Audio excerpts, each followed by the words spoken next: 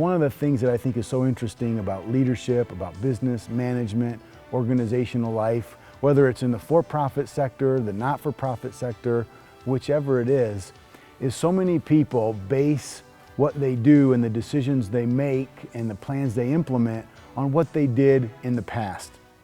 I liken it to a physician who walks in to you. Let's say you're visiting a physician and he comes in and says, well, we need to do an appendectomy. And he wants to do an appendectomy because he did an appendectomy on a patient yesterday that worked really well. I don't know why we think that's okay to do the same thing in businesses. We go into a business, we go into an organization, we have a problem, we need to make a decision, and we immediately apply a solution that worked in the past and fail to do a proper diagnostic reading or diagnostic interpretation of the current context. Well, this is exactly what contextual intelligence is and can do for you. Contextual intelligence is a way to discern and read and become aware of what's going on around you based on certain indicators that can help you determine what exactly needs to be done.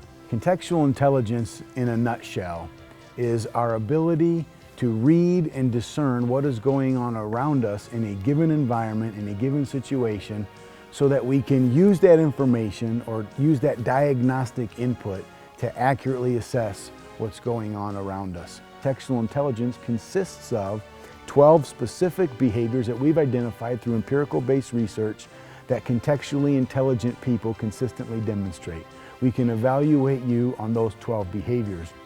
In addition to the 12 behaviors, we also organize them into a framework called the three-dimensional thinking framework, or the 3D thinking framework. The 3D thinking framework includes using the past, present, and future appropriately. All of us have memories and past and precedent and tradition that we use when we make decisions. All of us have an aspirational identity, a personal vision statement, a corporate vision statement, a mission statement that we use to identify an ideal situation for us in the future.